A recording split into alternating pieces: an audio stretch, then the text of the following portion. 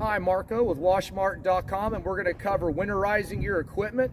It's about to get really cold, even in Texas, and it's really important for you to know that water expands by 11% whenever it freezes. So if your pump is completely filled with water, your brass head will likely crack.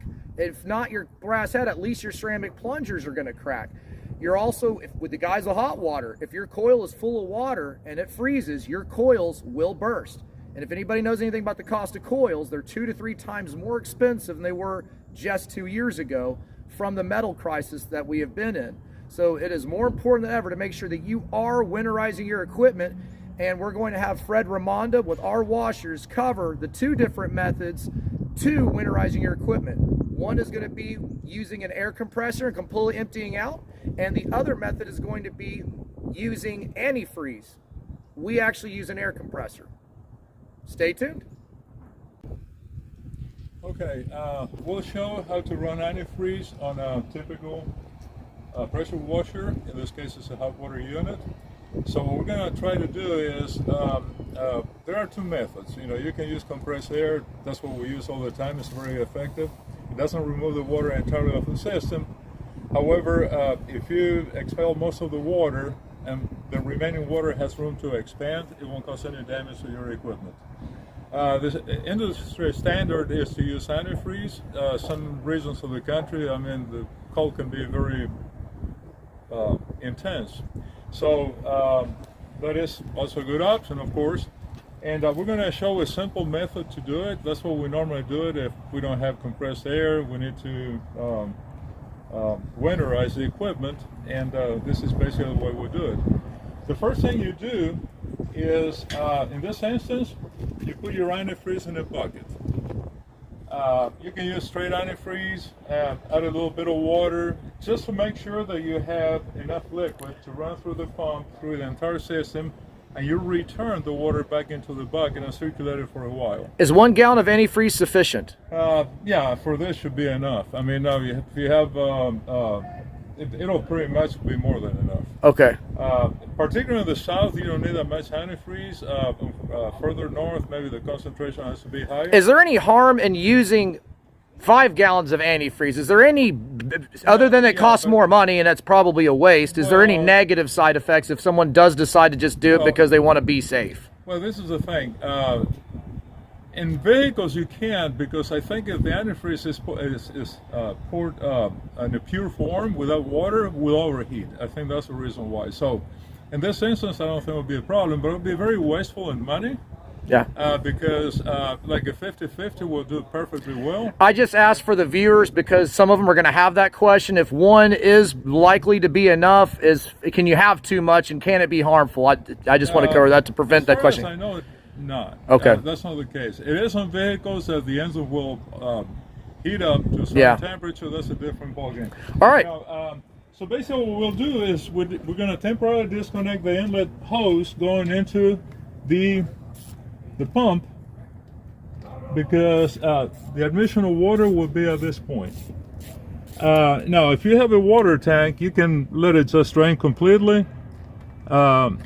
Normally that shouldn't be a problem. If you have a large volume of water, on southern areas shouldn't be much of an issue. If you're further north, that might be a different ball game. But basically what we did is we disconnected that line. So that's the inlet.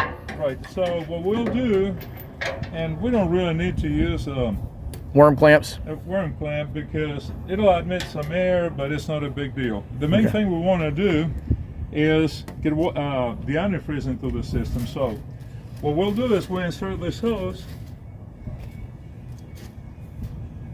This one kind of doesn't fit too snugly, so let's hope it does have enough suction. Maybe we have to put a clamp on. Yeah. Do you want to use the other side with a worm clamp? Yeah.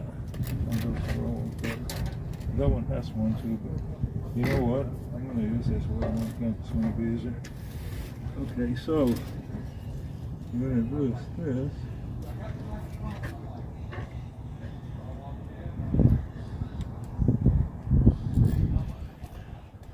5/16 wrench.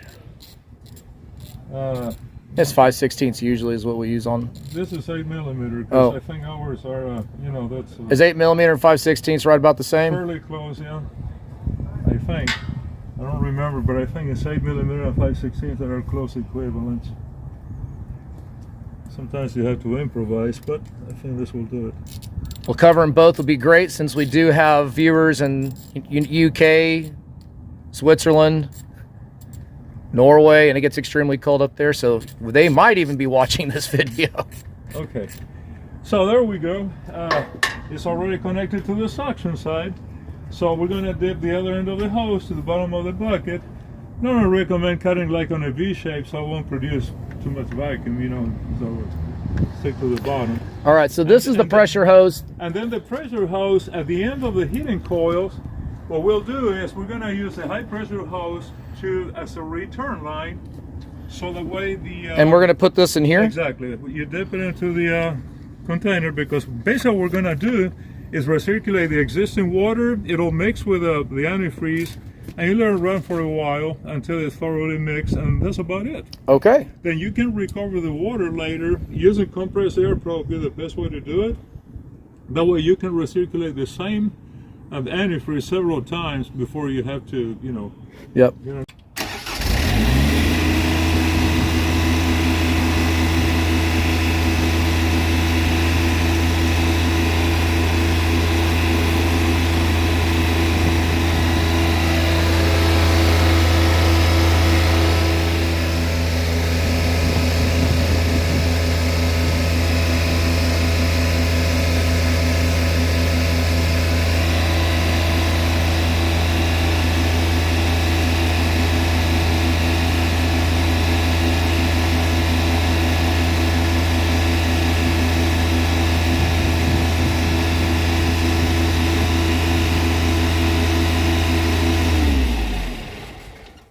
It's safe to say that we've pulled 5 gallons in a minute, right? Since it's a 5 gallon a minute.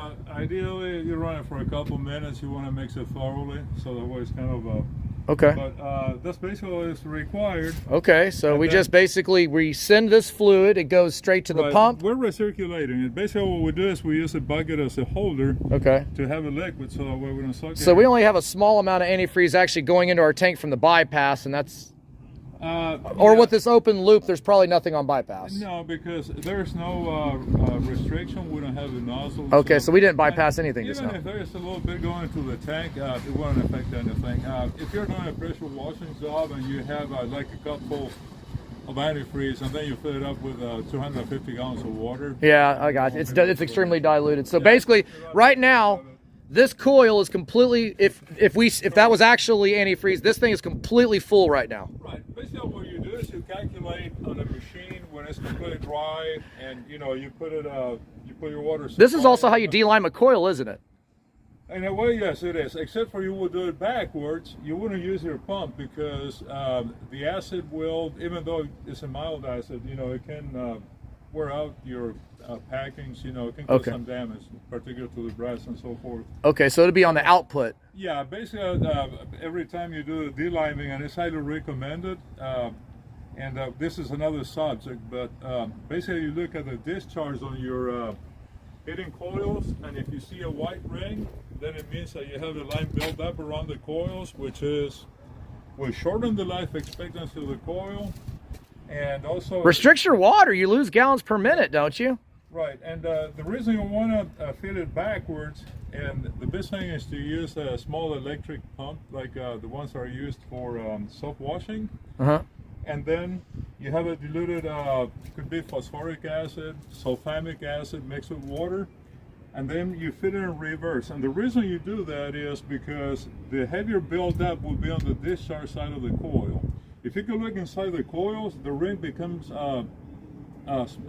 let's say, larger. In other words, if there's less of it, the closer you get to the cold end. So that's the reason you want to force the acid from the more, the tighter end, let's say, where the line buildup is greater, in the other direction. Also, because the inlet, isn't the inlet bigger than the discharge? No, can the discharge? The reason is in case a piece of that line disengages, If it goes from the larger to the smaller size, it may plug in your coil. So oh, I got got you. So you want to go from the smaller to the larger side.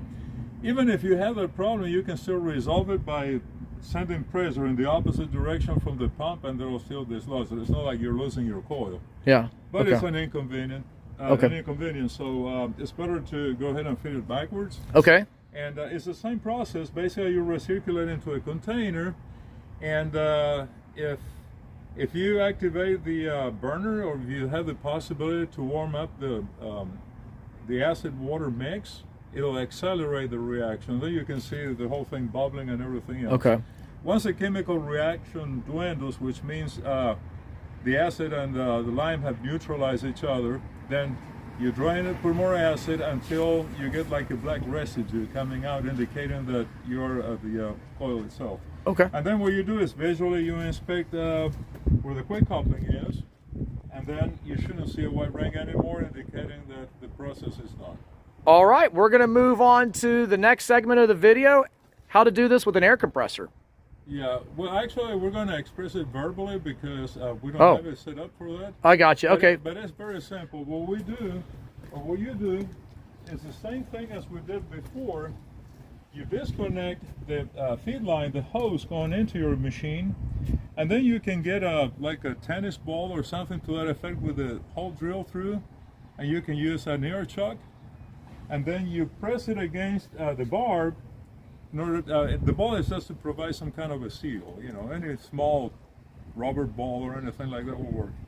And then you press the air, the air will force through the system and displace the water, and you let the water come out of the coils, and once you see squirting air and water, let it run for, like I said, half a minute, and then you're done. You will have some water remaining in the coils, but what causes ruptured coils is not a little bit of water, because as long as water has room for expansion, you're okay. The problem is when the equipment that has been used is completely filled with water with no air space. It's been primed. And that's where it's going to destroy the head of your pump, and if the head of the pump is destroyed, you might as well go ahead and get a new one. Yeah, so we have had that happen where they froze. It is very expensive. Unloaders sometimes not, but it's not an expensive component. And then your coils. Your coils can rupture, and we see every winter time there's always people that need new coils. Yep. And the reason is the other option you have, if you're not too far north, or you know your garage has a reasonable temperature, not below freezing, extremely freezing, you can put your equipment inside the garage, you know, overnight, and that's another option, you know, because here in the day, particularly here in the south, you know, temperatures increase above freezing. So, and it takes a while, you know, to really cause, you know, a freezing condition on the machines, but it can happen. All right. That's basically, yeah, I think those are the only two methods that I'm familiar with. We use the compressed air method because it's very economical. Like I said, it makes no mess. Yeah. There's nothing to clean up whenever it's you're done freezing. Yeah, and then to keep antifreeze and buckets and everything, but like I said, it's your option. Either way will work. All right. I think they should do it. All right, that'll conclude this segment of the video. So these are two real common items that will break that you won't even think of. These gauges, these pressure gauges, a lot of people have them on their equipment or on their machine. If you're leaving it outside and winterizing your equipment, just remember, this is going to explode if you do not exchange it. Now, in the incident that it does explode, I believe we sell these for $14. These filters, they're around $20.